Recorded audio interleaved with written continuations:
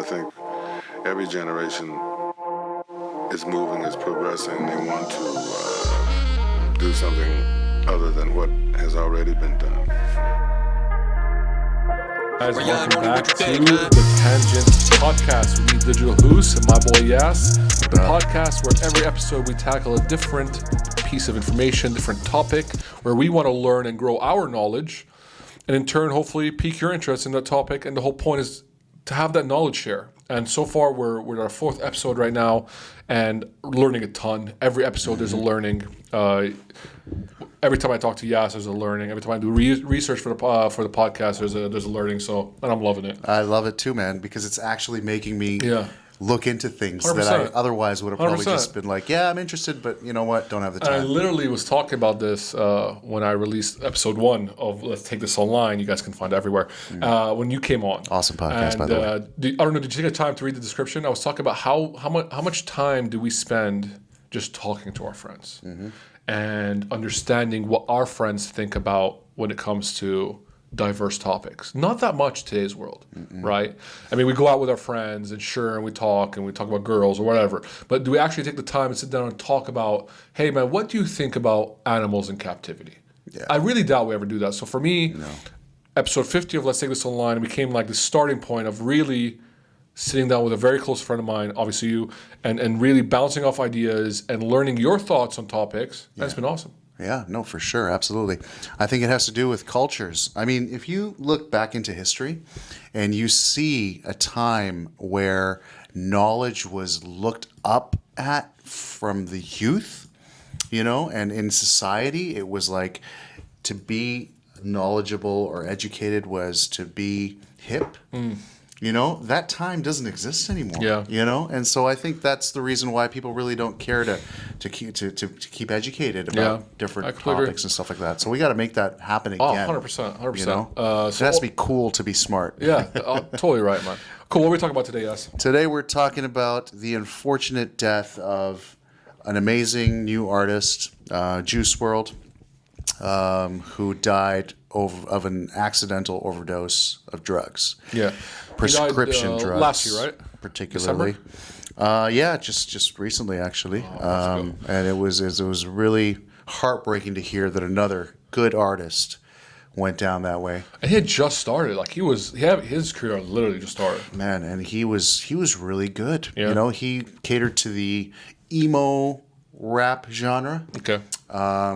Which has been catching a lot of sort of attention in the recent few years, with the whole trap movement. Yeah. And when he kind of put those two together, and I think he was one new artist that at first I was resistant against, probably because I come from the era of Biggie and Pac. Yeah, old school. I grew up listening to Biggie and Pac, and Nas and Wu-Tang and all that. So for me, it took some time to actually accept that I have to embrace the change that hip hop is going through, just like any other art form. And when you do, and you actually open up to it and let it sort of find its place in your brain, your heart, whatever, you can appreciate it. Yeah, I felt exactly the same way. I think it's an evolution of the art of hip hop and rap, and we can either be resistant to it or we kind of get, especially like things like, it took me a while to use like things like mumble rap. Yeah, like mumble rap for me, that was a hard one. All the guys like Quavo and all those guys, and it took me a while, but I realized there's actually some good music out there. Yeah, you have to understand the context. You have to understand the history of the artist and where 100%. That person's coming from, the influences that they have. Going back to the point, Juice Wrld was, I think he started off on SoundCloud. Yeah, he did very well with 2 very catchy songs that sort of blew him into fame, and those were All Girls Are the Same and Lucid Dreams. Yeah, Lucid Dreams is the one I know about. Right? Yeah. So, anyways, dude was doing real well. I think he became famous at around the age of 18, 19, and then a couple years later, unfortunately, at the age of 21, he overdosed accidentally on prescription drugs. Opioids, right? Opioids, yeah, Percocets, oxycodone, Xanax, I think, as well. He's on and that. Xanax, yeah. And so the story is that he was on a flight, Okay. and when he had a bunch of guns and a lot of marijuana in his bags, something like Some ridiculous amounts. Yeah, like a big amount. So, anyways, he 32 kilos of marijuana. Wow. So, yeah, 70 pounds. What are you doing with 70 pounds, man? So they smoke a lot of weed, I guess. Not even Snoop Dogg can smoke 70 pounds in one flight, right? I mean, don't And get me most wrong. of these guys probably can go to states where it's legal anyway. Yeah, yeah, it's true. I don't know what the story behind that, but anyways, he had the guns and the marijuana, and apparently the pilot knew. Okay. And so he informed law enforcement before they landed at Midway International Airport in Chicago, and told them that they had guns on board. So law enforcement was prepared and ready and waiting to search the plane. Juice Wrld found out, apparently, and he was with his crew on this flight, and so he had a bunch of pills, and He took them to hide evidence. Unfortunately, I feel like that's a pretty dumb decision, if you ask me. Like, did he take it all himself, or they all took it? Like him and his crew, and then, they don't have those details. I don't know, but what I do know is that he panicked, and I guess considering his career just started, he didn't want to go down the route of imprisonment for a long period of time or even life, considering how much he had, and so he decided, let me just swallow everything I have, so that they won't find it, and then he went into convulsions and seizures, and they gave him, I think, a dose of the medication Narcan. Yeah. Okay. For the drug overdose, 2 doses, and they took him to the hospital, and he was pronounced death. Yeah, man. There's a lot of Sad ending. opioids are horrible. I've been keeping an eye out on. It's really like it's an epidemic. It's a huge epidemic. Fentanyl. I heard horrible things. Was it Prince? Oh my I think God. Prince was on fentanyl. Oh, He yeah. died in 2016. Oh yeah, I'm going to touch on a list of celebrities that have, been recorded as pronounced dead of accidental drug overdoses, and the recent list is like fentanyl. It's nuts. Yeah, it's crazy. I think fentanyl is cheaper and stronger than like even heroin. Oh, it's retarded. If you should watch the episode. I don't know if you've seen it, by Hassan Minhaj on Patriot Act. The show on Netflix. Yeah, I know. He has an episode on fentanyl. Oh, check it out. A pinch of fentanyl. All right. Pinch. A pinch of fentanyl. I'm talking about. You're talking about like. I don't even remember, but like a tiny portion of a coin, like a penny or something, can kill an elephant. Wow. And these guys are, mixing this stuff. The dealers and the manufacturers of these drugs are, first of all, it's a prescription drug that was, I think, produced in China, or by some massive pharmaceutical company to help with a certain condition, pain, whatever it was. And then it just went out of hand. Wow. And now it's being mixed with all sorts of drugs. So now I've recently heard of a lot of different cases where people are buying drugs in raves and in nightclubs in Europe and the U.S. And because there's a tiny bit of fentanyl more than there should be in that MDMA pill or ecstasy pill or whatever it is that they're taking, they're dropping dead. That's crazy. So you can, it's just you can't go somewhere and not know and pick up a recreational drug, and be sure that it's not going to have a lethal dose of fentanyl. Crazy. Anyways, it was actually, as I'm reading here, it's actually founded in the 1960s, and but lately it's what really has taken off. Yeah, because it's being mixed and it's cheap and it makes a lot of money. Yeah. So 100 micrograms in 2015 was 66 cents. And now it's less than 40 cents. So imagine how cheap it is. So like $2 for like a gram. Man, it freaks me out knowing that I have crazy. a 5-year-old and a 3-year-old that are growing up in this world. Yeah.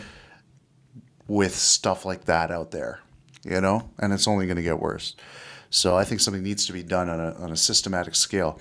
But going back to the point, or to the subject that we were talking about, Juice Wrld, he, like many other celebrities, sang about drug use and about depression, and I think and I heard this in a podcast from Rolling Stone, where the person interviewed, who I think is a reporter for Rolling Stone, talks about how he was always singing about how the thing that would remove his pain or get him out of his painful misery or situation, which were the drugs, would be the reason he dies. Wow. And then it happens. So, the question becomes, is it like some sort of prophetic singing, just like Tupac, always sang about dying early, and many others. But in this case, I don't think it was. I think it was just an unfortunate situation. Yeah. And he was young, and he made a decision quick, maybe high, that led to his death. And it's such a sad story. 100%, man. And all these major people that actually influence the world positively end up dying from this terrible thing. Do you think that the question is it about mental health? Is it about the pharmaceutical industry? Both? Because for the way I look at it is like, first of all, pharmaceutical industry has made it really accessible and really cheap. Yeah. And also, I heard even getting prescriptions is not hard. Like, it's really not that difficult to get a prescription. That's a major issue. And at the same time is, what's going on with our kids that they're growing up to have such, issues that they need to go and get these hardcore drugs, right? Yeah. Is it something that comes down to the way we're raising our kids? Are we instilling the right kind of confidence to instill strong mental health? What's going on, you think? I think it's cultural, man. I think it's just so much more. The message is so much more out there about, like, if you have issues, the cool thing, the easy way out is to go and do some drugs, right? So if that's what's cool, then that's what's going to appeal to the youth. Yeah. Music, movies, everything out there in terms of mass media is all about drugs, alcohol. Yeah, but gangs. I think there's something else, because if you actually look at the Arab world, right? Let's take specifically, like, for example, Lebanon. You know how easy it is, or how quick someone prescribes antidepressants to each other, like housewife talk. When housewives get together in Lebanon and stuff, oh, his son's just give him Xanax, and we talk about it so nonchalantly. I'll never forget it. Hearing older women and older men, mainly women, I think, it was always housewives for some reason in Lebanon, openly talk about, oh, you should take this, you should take that, and like almost like prescribing to each other and even giving each other pills, because like, very nonchalantly. Yeah, I saw that a lot. It happens a lot in the Arab world. So I don't know if it's just, I don't know if we can single out the U.S. culture. I think there's something going on where Arab world, Western world, where I think we're not taking these things as seriously as they should be taken. Absolutely. No, agreed, 100%. It goes back to the same thing about, how education was cool and being dumb was uncool. Yeah. Whereas now it's not the case.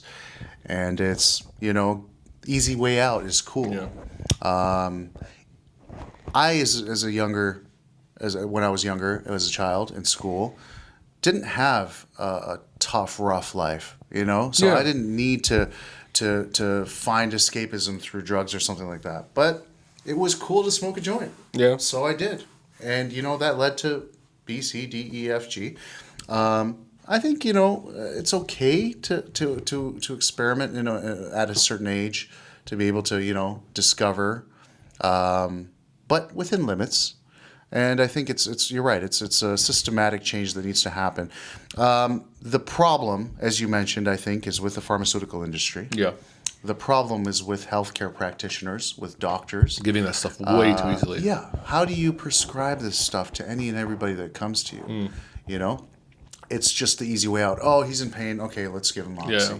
Let's give him Percocet. Instead of solving the problem, you're just putting you're just giving like a little. It's a Band-Aid. Yeah, it's a little but Band-Aid. You know why on it's it, happening? Because they are funded and they get commission. They're sponsored by the pharmaceutical companies. So these companies need to be controlled. Sure. Sure. There has to be regulation towards private pharmaceutical business. Yeah. I think also, even though I'm 100% in agreement with you, but I think there is an accountability on parents and then as an individual. For example, even if, let's say, fentanyl and Percocet and all this stuff is super cheap and I could get it in a heartbeat, if I'm confident in myself and I don't get depressed easily because I'm confident in myself and my parents raised me right, no matter how cheap and abundant they are, I won't be affected. I won't go buy them.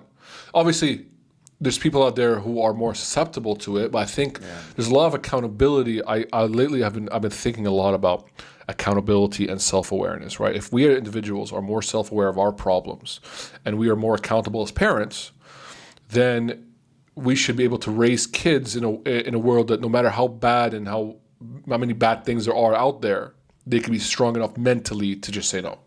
Education, man. But at the same time, there's a lot of people who sadly didn't have the greatest parents. No. Had bad upbringings, and the whole point of limiting pharmaceuticals, I think, is more to help those people, which are probably more abundant than the people who are mentally strong these days. It seems. Yeah, it all comes back to education. It all comes back to society, and then parents as the authoritative system in a family to trickle down the information or educate their children so that they understand that this is what is going to let you live happier, 100%. Longer, and more wholesome. This actually correlates to the episode 3 that we just wrapped up, the U.S. electoral process. We're talking about be accountable and get the right reps who can basically push the agenda you believe is right. Yeah. Now, obviously, pharmaceuticals, I'm sure, have a lot of lobbyists, and I'm sure they have a lot of hands and pockets. But imagine if every state and every individual voted members in Congress, House of Representatives, that all agreed that we should have more restrictions on these things. Mm-hmm. We probably won't have the same problem today. But what happens is, one, as individuals, I don't know, man. You don't think so? I don't know, man. I believe because the laws that allow these companies are put in place by Congress and the reps, right? Yeah, narcotics have been around forever. 100%.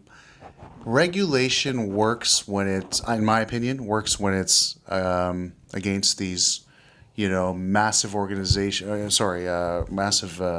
companies, corporate companies, because when you can't control them and they have all the money in the world, and they can do a lot of damage. Sure.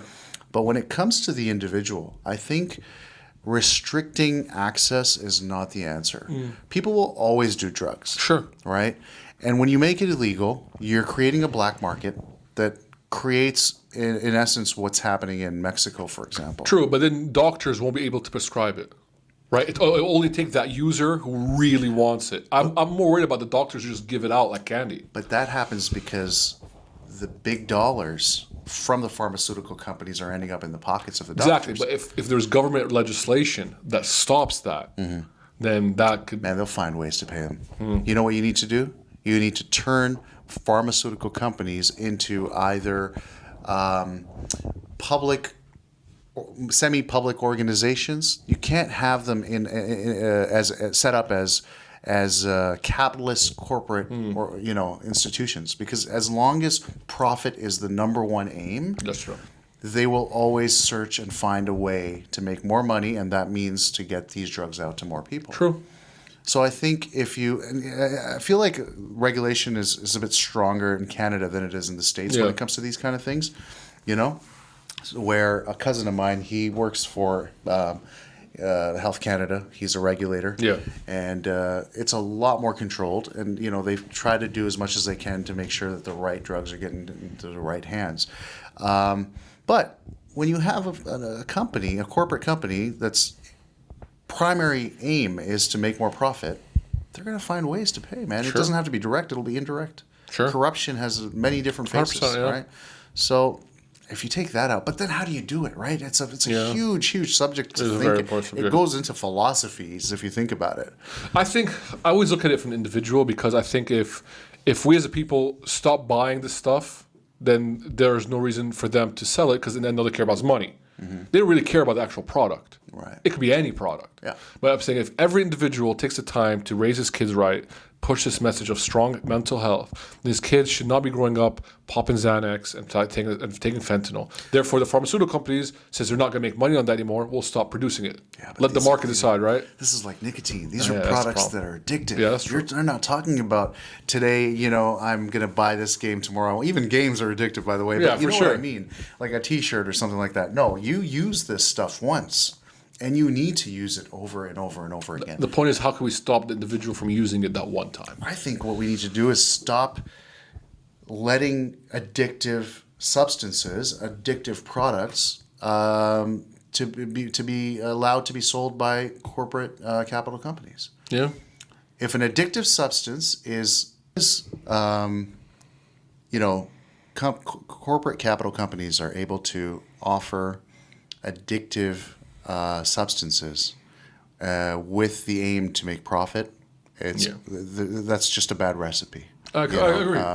It's going to end in people losing lives and society having a massively negative impact. I think what we're going to have to do is, because individuals, we need government here. Mm-hmm. Government is going to be important for us here, and I think it comes down to who we choose to put in government. Yeah, I think reform needs to happen. 100%. But it needs to happen without people lobbying with support from the pharmaceutical or any other industry. You know what I mean? You can't.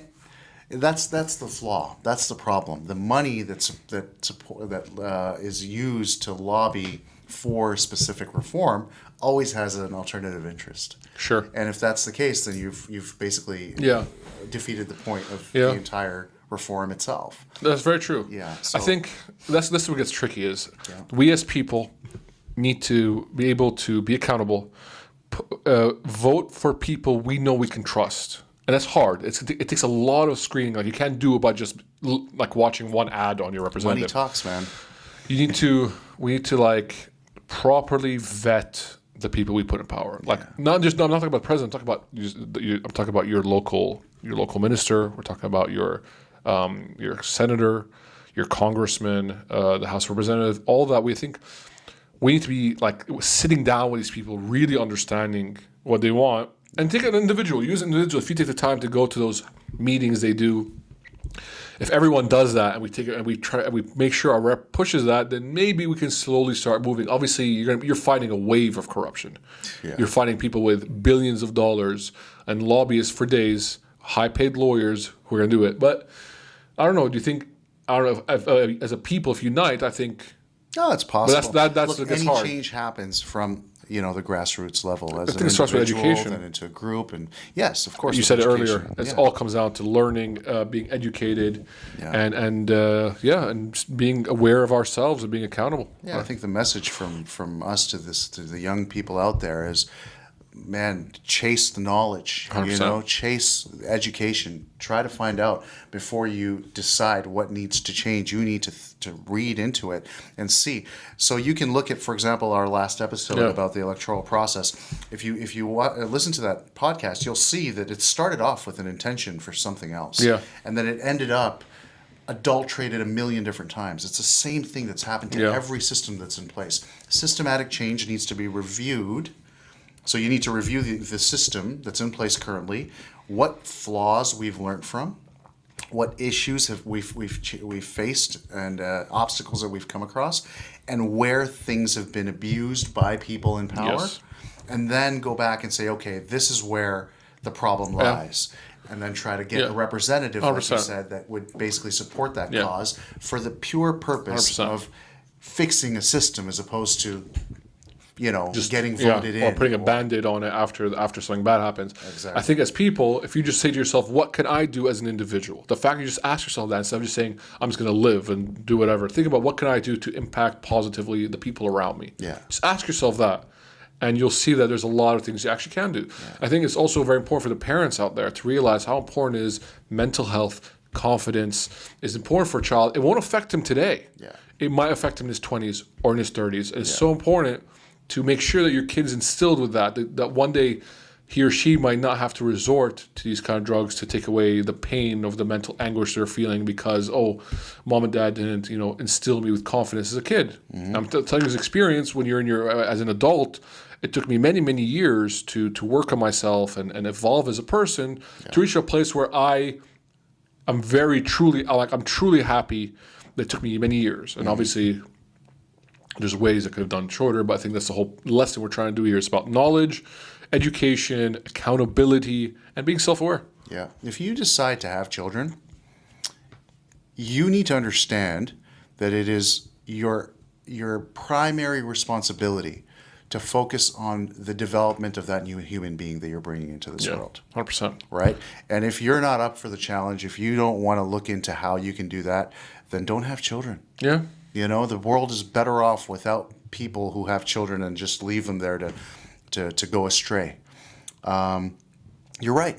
It's a responsibility of those people that are bringing these kids in to make sure that they're confident, that they have the mental health support to be able to do these things. 100%. And going back to the point that this episode was about, I'm not going to blame Juice Wrld's parents. No. I don't know who they were. Yeah. I've never read about them or anything like that.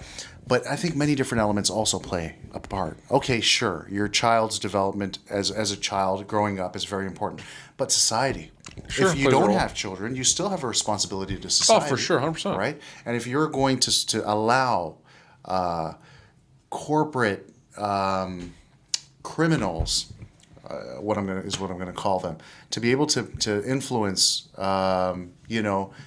just for the sole purpose of making money, the destruction of humanity and children and society, then you're guilty. Yeah. If you're letting it happen, you're guilty. Yeah, you're complicit. You have to do something about it.